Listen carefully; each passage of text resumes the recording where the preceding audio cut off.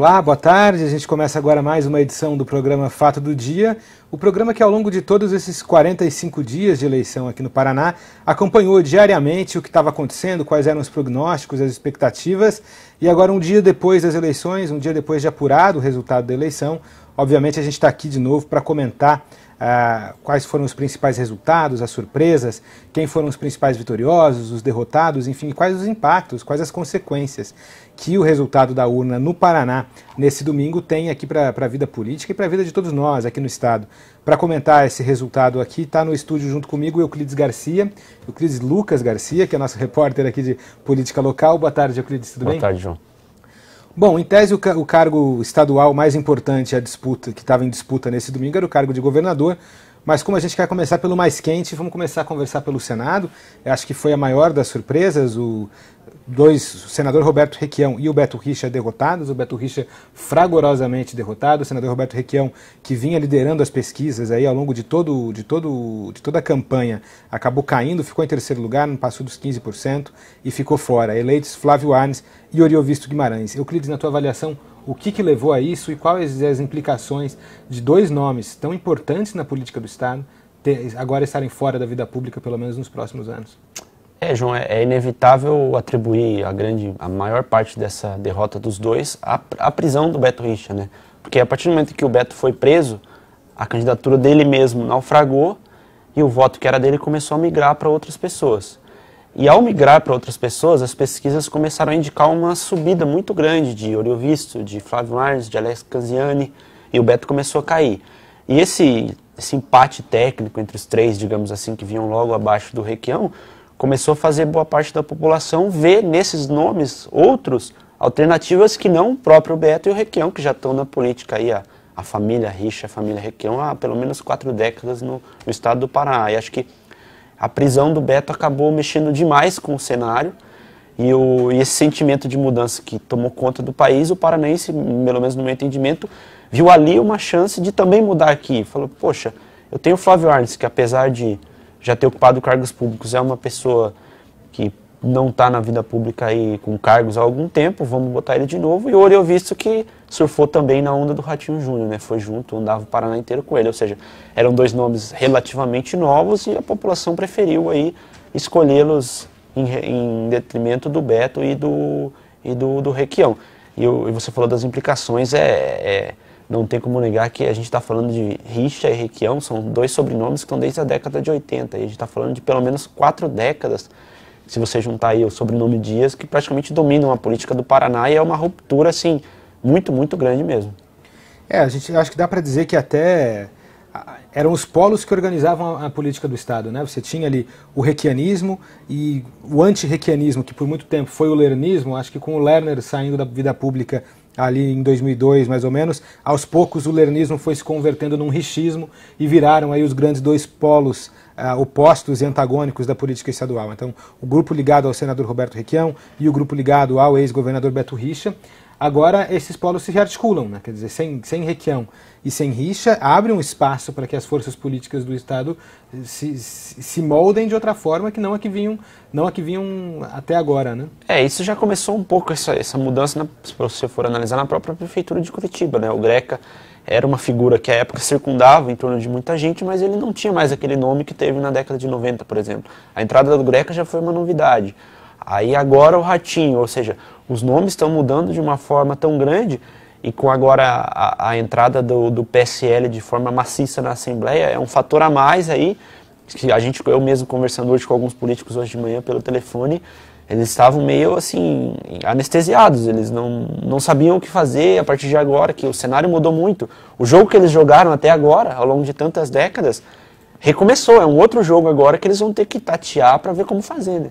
Estava lendo uma entrevista que o Jairo Nicolau, que é um cientista político, deu para o Bernardo Melo Franco no jornal Globo, dizendo justamente isso, não analisando o cenário paranaense, analisando o cenário nacional, dizendo que a política, com esse jogo partidário do modo como a gente conhece, morreu nesse domingo, né? Então, a partir de agora, as forças se reorganizam.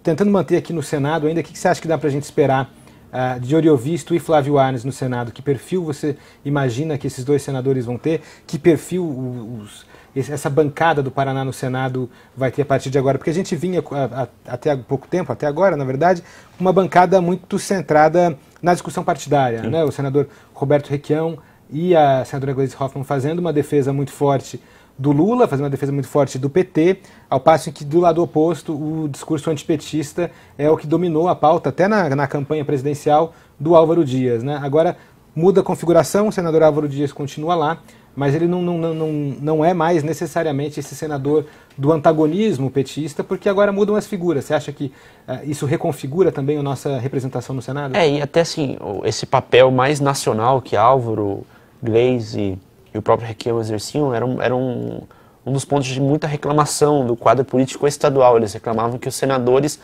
não lutavam pelo Paraná. Muitos deles diziam que tinham que buscar apoio de senadores de outros estados, porque os do Paraná estavam brigando, se engalfinhando por assuntos nacionais, enfim, e não ajudavam o Paraná. Eu acho que isso tende a mudar um pouco. Os senadores, o Álvaro não tem uma política mais própria, né? Mas o Oriovisto e o Flávio Arnes, eu acho que vão ser os senadores mais estaduais, digamos assim. Acho que eles vão ter mais entrada no estado, ao contrário do que vinha acontecendo. O Flávio Arnes é um cara que ele tem muitas bandeiras, né, muitas causas do terceiro setor, de pessoas com deficiência, é muito ligado à igreja. O Oriovisto a gente ainda não sabe muito bem que tipo de atuação ele deve ter, mas pelo perfil dele, a gente sabe que ele vem do meio empresarial, ele defende um pouco a questão de reduzir o tamanho do Estado, enfim, é natural que o empresário defenda isso. E ele tem uma postura nas questões morais bastante conservadora, que se aproxima a coisas que o Jair Bolsonaro, em se elegendo, que é o cenário que se desenha hoje, vai coronar, vão ter as mesmas posições, digamos assim, no Senado. Mas assim, a principal mudança eu acho que são os senadores que deverão estar mais no Paraná, sobretudo o Oriovisto, que é um senador que foi eleito colado no Ratinho, né? Eu acho que isso vai ser um caminho que eles devem trilhar a partir de agora. O próprio Ratinho, em entrevista que ele deu agora, o jornal da RPC, o Jornal da Hora do Almoço ali, falou que já vai marcar para essa semana uma conversa com os dois senadores, com os novos senadores, para tentar articular aí uma bancada do Paraná no Senado que tenha esse foco mais nos interesses estaduais do que nessas discussões nacionais ou até partidárias que vinham dominando a pauta paranaense no Senado. Enquanto a gente conversa aqui, eu queria pedir para o Lucas ver se ele pode pôr na tela para a gente os resultados aí da apuração no Senado, só para que as pessoas tenham uma ideia de como ficou. Então ali o professor Oriovisto foi eleito em primeiro lugar com quase 30% dos votos, seguido do Flávio Arnes com 23% e o Requião com 15%. Depois vem o Canziani, a Miriam Gonçalves e só em sexto lugar o Beto Richa com 3%, que é 3,7%, arredondando dá 4%. Uma votação muito baixa para quem acaba de deixar o governo do Estado. Hoje cedo, tanto o Beto Richa quanto o Requião se pronunciaram. O Requião fez uma live no Facebook, 15 minutos mais ou menos que ele ficou falando ali, atribuiu a derrota dele basicamente a 3 fatores. Um foi isso que você falou do voto útil contra o Beto Richa. As pessoas perceberam que os outros candidatos estavam crescendo e aí decidiram votar cada vez mais. É uma análise um tanto autoindulgente na medida em que ele diz, bom, as pessoas deixaram de votar em mim porque na verdade queriam votar nos outros 2 candidatos para tirar o Beto. Ele exclui dessa equação as pessoas que não queriam votar nele, né? Então é um pouco autocomplacente, mas de todo modo faz sentido essa análise das pessoas viram os outros candidatos, as chamadas aí terceiras vias crescendo e votaram nesses candidatos. Outro fator que ele cita como preponderante para ele ter ficado de fora é o antipetismo. Ele dedicou boa parte do mandato dele à defesa do ex-presidente Lula, à defesa do petismo, e ele fala isso na live de hoje, fala que ele defendeu mesmo, fala que ele faria isso de novo. Isso está alinhado com o que ele acredita, isso está alinhado com o que ele acha que é a defesa do interesse nacional. E o terceiro ponto, criticou muito as pesquisas, disse que as pesquisas foram dando cenários muito errados da disputa pelo Senado, e isso confundiu um pouco o eleitor que imaginou que o cenário era um, quando na verdade o cenário já era outro. Isso também acabou complicando a situação dos votos dele. Quanto a esse último ponto, eu acho que o Requião tem uma certa razão, porque historicamente, se a gente for ver, pegar no próprio Paraná, que é a eleição de 2010, que eram também 2 senadores, era uma eleição para 2 senadores, naquela época a Gleisi tinha uma margem grande na frente e o Requião aparecia em segundo lugar e muito atrás apareciam Gustavo Fruit e Ricardo Barros. E quando as urnas foram abertas, o Gustavo Fruit ficou muito próximo de ser eleito senador naquela ocasião e muita gente deixou de votar no Gustavo por ele não ter chance. E agora aconteceu mais ou menos a mesma coisa. Há quem possa ter considerado o Requião já eleito e justamente para tirar o Beto, deixou de votar no Requião e votou em outros 2. E acabou não votando no Requião, ou seja, uma parte dos votos, é evidente, ele pode ter perdido por isso, E é difícil você mensurar assim, qual que é a dificuldade que os institutos têm, porque a eleição para o Senado ela é muito periférica. O pessoal se concentrou muito na eleição para presidente e um pouco na de governador, e a de senador ficou escanteada. E quando muitas das pessoas chegavam à urna, aí descobriam que tinha que votar 2 vezes, ou seja, o erro ali da metodologia, a pesquisa não conseguia captar, era maior ainda, ou seja, é uma pesquisa difícil de fazer e os números agora estão mostrando isso, né? E não errou só no Paraná, né? Se você for ver o exemplo mais claro, na Dilma, em Minas Gerais, por exemplo, ela aparecia líder das pesquisas e acabou em 4º lugar, ou seja, de fato, os institutos de pesquisa ainda não conseguiram uma fórmula para conseguir captar uma disputa para 2 cadeiras ao Senado. Eu assisti essa live hoje do Requião, teve um clima um tanto melancólico, foram 15 minutos ali. Ele não estava tão abalado, não parecia tão abalado, mas ainda assim você percebe que o jeito que ele fala, a perspectiva é quase como o fim da vida pública nele, né? A vida pública, ele está com 77 anos já, quer dizer, uma longa vida pública, uma trajetória longa da vida pública do Paraná, talvez ainda um pouco abalado com a derrota, então ele assumiu esse tom melancólico, não tão abatido, mas melancólico, assim, com poucas boas perspectivas de futuro, não estava muito animado com o futuro, especialmente com esse movimento bolsonarista, muito crítico a esse movimento, a essa grande onda bolsonarista que tomou conta do país e também do Paraná. Quem também não estava muito animado na manhã de hoje foi o ex-governador Beto Richa, concedeu entrevista coletiva a alguns jornalistas aqui na capital e também enumerou ali 3 fatores que ele acha que tiraram a eleição dele. O primeiro deles, e o mais óbvio, foi a prisão na Operação Rádio Patrulha. Ele foi muito crítico a essa operação, foi muito crítico ao fato de isso ter acontecido no período eleitoral. Os advogados dele, desde o momento em que ele havia sido preso, já criticavam isso. Então ele falou claramente que isso é o principal fator que o atrapalhou. Em decorrência disso, ele citou o fato de ter sido abandonado por aliados, algo que a gente percebeu aqui, já percebeu logo que ele saiu da prisão, onde ele estava preso, aqui no regimento da Cavalaria da Polícia Militar, aqui no bairro do Tarumã. Poucos dias depois ele fez um evento político que a ideia era tentar fazer um retorno à campanha, mostrar algum apoio político, mostrar alguma solidez no grupo político dele, mas o evento foi um fracasso. Eles queriam ter reunido diversos prefeitos, vereadores, lideranças do interior. Acho que foram em torno de 20 e poucas lideranças que participaram só, né? E nesse momento ele já estava solto, né? O apoio a ele solto era pequeno. E enquanto ele estava preso, a gente recebia notícia de pessoal se desfazendo de material de campanha, sobretudo cartazinhos, números, folders, etc., que tinham colados uma imagem de um candidato a deputado federal e estadual e o Beto Richa, ou seja, os aliados se desfizeram desse material. O Alex Canziani, por exemplo, começou a pedir o 2º voto, faça o primeiro em X e vote o 2º em mim, ou seja, os apoios que ele tinha... Falava até no Requião, né? Pode dar o primeiro voto para o Requião. Exato. E o segundo, já não pedia voto nenhum para o companheiro de chapa. E assim, tudo que o Beto construiu ao longo de 7 anos e 3 meses como governador, que eram prefeitos, vereadores, lideranças pelo interior do Paraná, pedindo voto a ele agora, ele perdeu a partir do momento que ele foi preso, se não todo 90% desse apoio, né? Então, basta ver que o Marcelo Richa, o filho dele que disputava a cadeira para deputado estadual, fez 20 mil votos, ou seja, isso aí é com certeza reflexo não só da prisão, e a prisão refletiu na perda de apoio. O terceiro fator que ele cita aqui, esse mais afeito ao que ele fez como governador, é o ajuste fiscal. Ele defendeu o ajuste hoje cedo, disse que era um ajuste necessário. Esse tem sido a tônica de todo o segundo mandato dele. O ajuste era duro, mas o ajuste era necessário. O Paraná só conseguiria manter uma certa saúde fiscal se passasse por esse ajuste muito duro que foi feito lá em 2015, com aumento de impostos, reforma da Previdência Estadual, enfim, todo aquele pacote legislativo que aconteceu ali quando aconteceu o 29 de abril, né? Então foi, de fato, algo pesado, algo que marcou a trajetória dele. Então ele citou isso como um terceiro fator que leva à sua derrota. Eu acho que a derrota do Richa representa bem, na verdade, o que foi a derrota do PSDB aqui no Estado, né? O PSDB, talvez, aqui no Estado, tenha sido o grande derrotado. O Rodrigo Maia, que é o presidente da Câmara Federal, chegou a falar em maio, quase prevendo, assim, fazendo um exercício de futurologia, que a maior rejeição que o país tinha era em relação ao PSDB, que o maior derrotado das urnas provavelmente seria o PSDB, algo que a gente parece que passou um pouco desapercebido, mas que agora, nesse domingo, ficou muito claro. A derrota do PSDB em nível nacional foi muito violenta, e no nível estadual o PSDB tomou um golpe duro, né? O PSDB no estado praticamente deixou de existir, né? A gente estava falando, o ex-governador que tentava uma vaga ao Senado, que seria o natural se eleger, perdeu. O filho dele na Assembleia perdeu também. O PSDB conseguiu eleger apenas 3 deputados estaduais, nenhum deputado federal. Valdir Rossoni, que foi chefe da Casa Civil, não foi eleito, ou seja, o PSDB está em frangalhos no Paraná, no Brasil e no Paraná principalmente, né?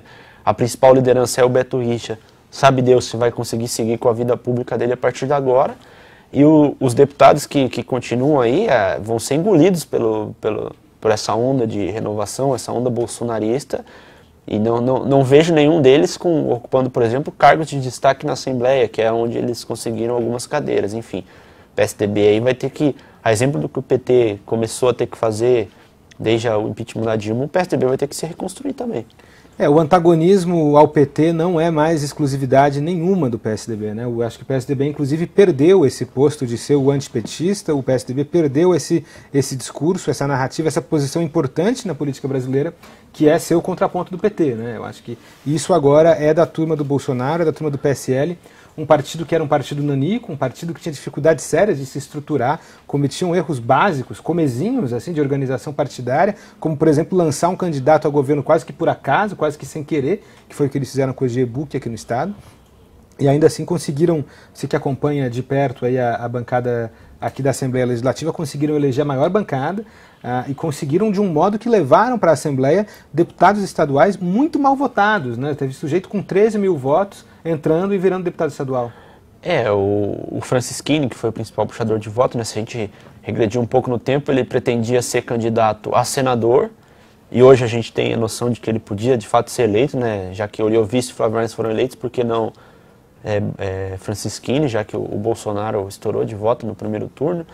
Mas ele disse que a pedido do Bolsonaro para estar mais no Paraná e conseguir mais votos para a eleição presidencial, ele recuou e saiu candidato a deputado estadual. O filho dele, que hoje é estadual, saiu para federal, também se elegeu, o segundo mais votado.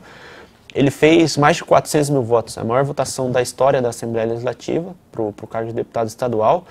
E naquela conta do coeficiente eleitoral, o PSL, que estava com 2 partidos menores ainda, que não fizeram nenhuma cadeira, que é o PTC e o Patriota, ele conseguiu ao total 8 cadeiras, a do Francisquini e mais 7.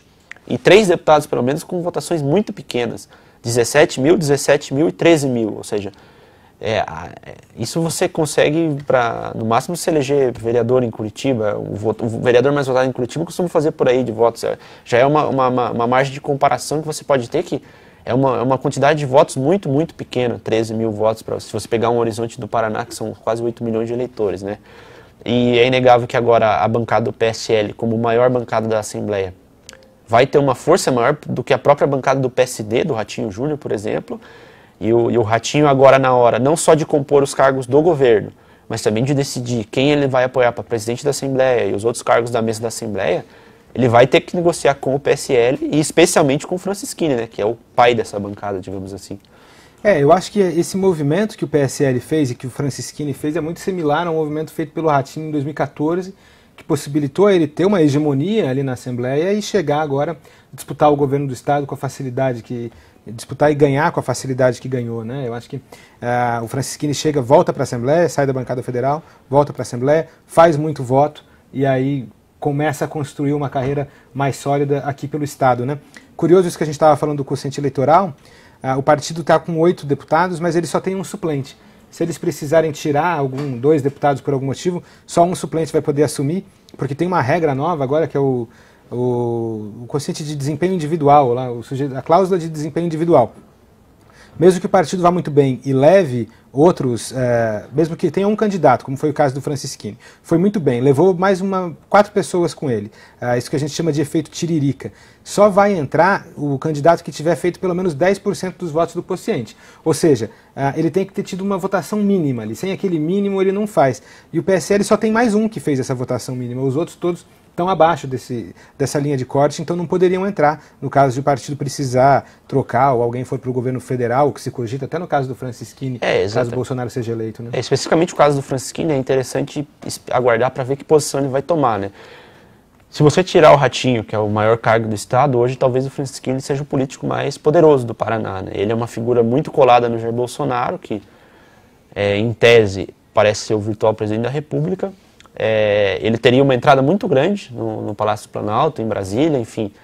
E parece que para a carreira política dele, se enfiar aqui na Assembleia não me parece o caminho mais natural. Até porque a briga pela presidência da Assembleia já existia sem ele. Será que ele vai querer essa briga e entrar para a presidência da Assembleia? Não me parece o caso. E para ser mais um deputado estadual também não me parece o caso. Ou seja, o caminho natural dele seria voltar a Brasília, seja com algum ministro ou chefe da Polícia Federal, enfim, não sei. Mas me parece que o caminho seria ele voltar a Brasília num cargo importante, porque ele disse que a principal missão dele como projeto de país é ajudar o Bolsonaro. E aí a briga pela Assembleia aqui seria outra, mas enfim. Temos que aguardar, vai ser interessante aguardar a posição que ele, Francisquini, vai tomar para 2019. Né? Agora é sintomático de não sei o quê, não sei sintoma do que é, mas é sintomático que numa eleição em que a gente passou boa parte desse mandato discutindo o 29 de abril, discutindo as implicações que o 29 de abril teria na carreira dos políticos envolvidos nisso. A boa parte do debate eleitoral era tentando associar a figura do Ratinho ao 29 de abril, a figura do Beto ao 29 de abril. E aí justamente quem coordenou, quem era o secretário de segurança na época do 29 de abril, que em tese, nem em tese, que na prática mesmo tinha comando efetivo sobre o que estava acontecendo ali, que era o Francisquini, na primeira eleição após o 29 de abril, é o candidato mais votado da história da Assembleia Legislativa. Né? Ontem eu perguntei a ele, depois que as urnas foram abertas, ele se tornou o mais votado da história, eu perguntei a ele se ele sentia que a quantidade de votos que ele recebeu era uma resposta ao 29 de abril. Ele não disse nem que sim, nem que não, mas nas entrelinhas deixou claro que aquilo era necessário e isso prova que a população quer lei e ordem, que é o slogan que ele vem usando desde 2010, quando se elegeu federal pela primeira vez, ou seja, na cabeça dele, eu acho que ele não se arrepende e já disse outras vezes que faria de novo, justamente porque ele disse que, enquanto um cargo técnico, comandante da Polícia Militar na ocasião, ele tinha que proteger a Assembleia, enfim. Então, de fato, é interessante olhar por essa ótica que o comandante daquela situação é hoje o deputado federal, estadual mais votado da história do Paraná. A gente falou aqui da Assembleia, falar um pouco da Câmara Federal, pedir para o Lucas, vou derrubar o Lucas ali um pouco, que eu tinha estabelecido uma ordem ali de apurações para aparecer, já estou subvertendo a ordem, se puder colocar de deputado federal, porque também, ainda que não seja do PSL, o deputado federal mais votado, é um deputado muito ligado ao discurso do Jair Bolsonaro, digamos assim, né? O Sargento Faur começou a fama dele, com todo respeito, como um meme, né? Ele era um policial militar aqui do estado, que acabou ficando famoso na internet com a difusão desses vídeos de programas policiais, de abordagens que ele fazia. Ele tinha uma fala muito... É engraçado, para quem assistia, realmente chega a ser engraçado, é pitoresco o jeito que ele fala, ele tem um discurso de combate ao crime, um discurso muito direto, muito forte, muito simples, enfim. E aí acabou sendo... ele já tinha sido candidato outras vezes, não tinha tido uma votação tão expressiva das outras vezes que foi candidato, e agora surpreende sendo o federal mais votado, né?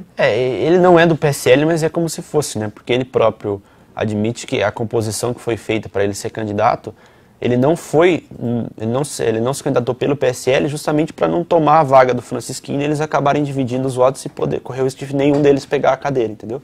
Então ele foi para o PSD, aí entrou num acordo com o Ratinho, enfim, acabou se tornando o deputado federal mais votado do Paraná, numa votação de fato surpreendente, se tratando de uma pessoa que não tinha ocupado o cargo público até então, ele é um policial militar aposentado já há 35 anos na corporação, e é uma eleição que o WhatsApp tem tido muita influência, né? Ele se elegeu pelo Facebook, né? Se você entrar, os vídeos dele são muito curtidos, muito comentados, e essa é uma linguagem bastante popular e é daquela linha, bandido bom é bandido morto, né? E a gente está vendo na votação que ele recebeu, é mais um reflexo da votação que o país teve ontem. Né? Não é o único meme que a gente elege aqui no Paraná, né? Teve o Estácio também, candidato do Partido Verde à Assembleia Legislativa, que faz imitações de um colono. Ele tem um personagem, assim, um canal do YouTube que ele tem um personagem que ele é um colono que faz piada, faz as esquetes de humor com a vida no campo, enfim. E aí também conseguiu se eleger pelo Partido Verde à Assembleia Legislativa. Meme que a gente diz assim, sem um uso pejorativo, são candidatos que vêm disso, que vêm de terem viralizado primeiro nas redes sociais. Não é uma entrada na vida política pelas portas tradicionais da vida política, que é em tese ali um começo na militância partidária ou em algum movimento social, em alguma associação de classe. Quer dizer, o sujeito começa já na internet, e depois vai entrando, se institucionalizando um pouco na vida política. De certa forma, o efeito PSL a gente vê também para deputado federal, que foram eleitos 3 deputados, ou seja, 10% da bancada do Paraná em Brasília é do PSL, E a última deputada que foi eleita, ela fez 33 mil votos, que também, para deputado federal, é uma votação bastante pequena, né? Se a gente pegar que o coeficiente eleitoral para deputado costuma passar de 180 mil votos, e ela fez 33, ou seja, já é mais uma amostra de que é uma votação, uma eleição completamente fora da curva, né?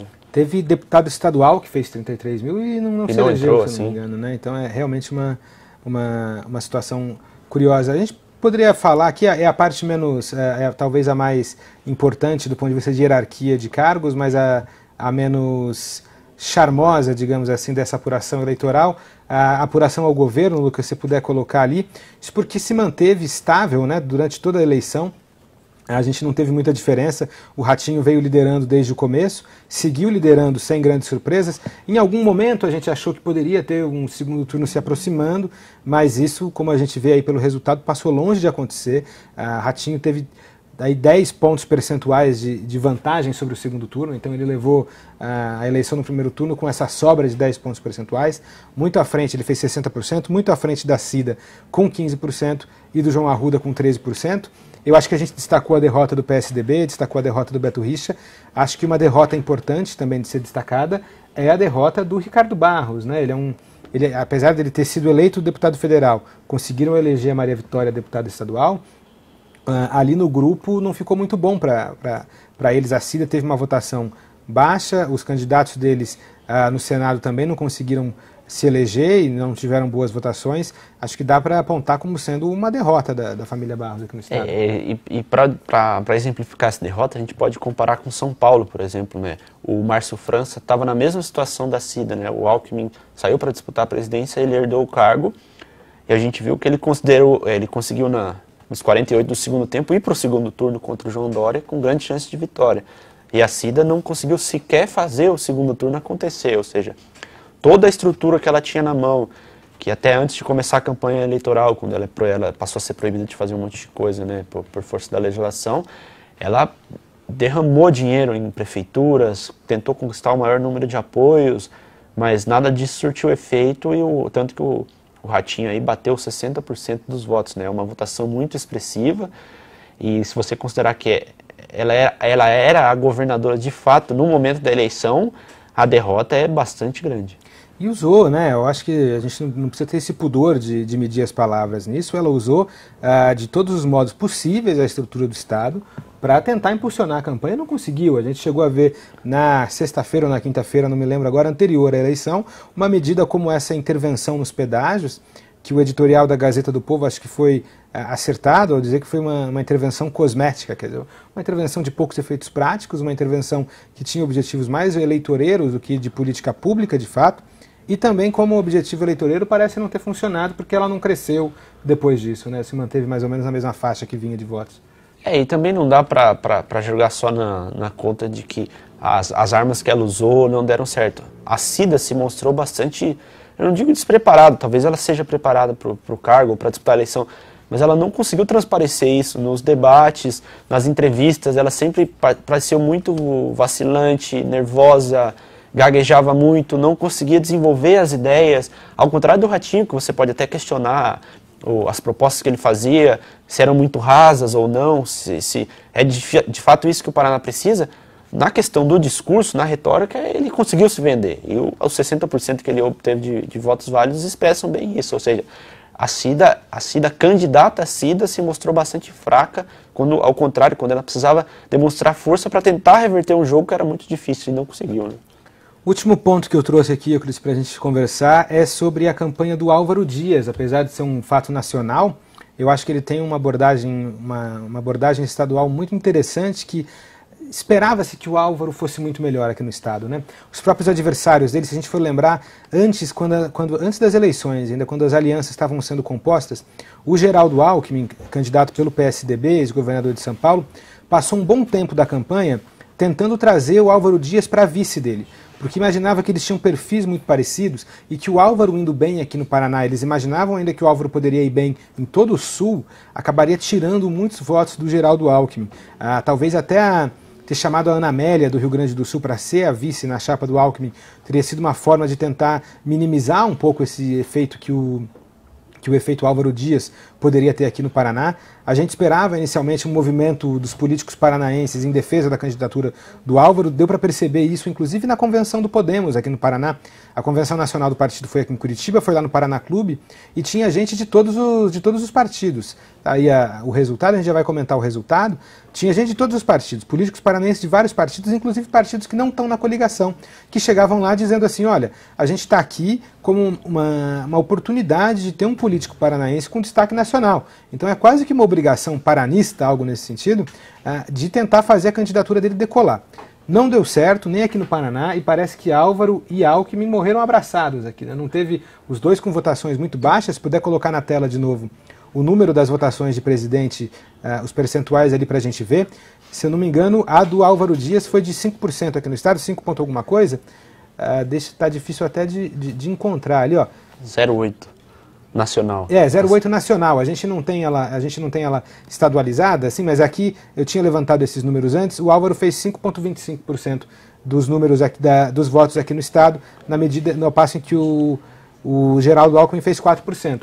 Lá no começo falava-se que o Álvaro poderia partir de 20 e poucos por cento aqui no estado. Passou longe, né? E se você vê, chegou até a segunda pesquisa Ibope aqui no Paraná, Álvaro Dias e Jair Bolsonaro, ainda havia aquela questão se o candidato era Lula, se era Haddad, enfim, Bolsonaro e Álvaro pareciam empatados com 27% das intenções de voto no Paraná na segunda pesquisa do Ibope no meio da campanha.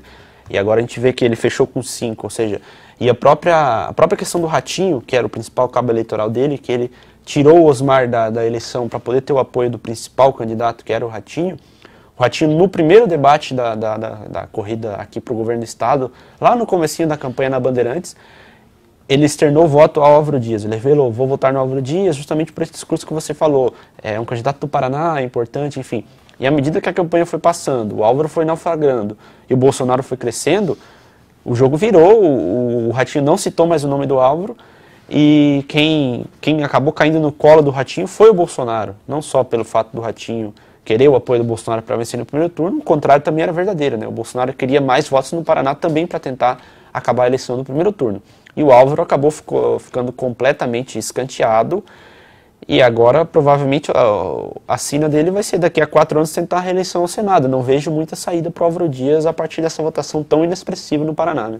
Ele foi atropelado pela onda Bolsonaro aqui no estado. Bolsonaro, se dependesse do Paraná, se dependesse de Curitiba, teria sido eleito no primeiro turno.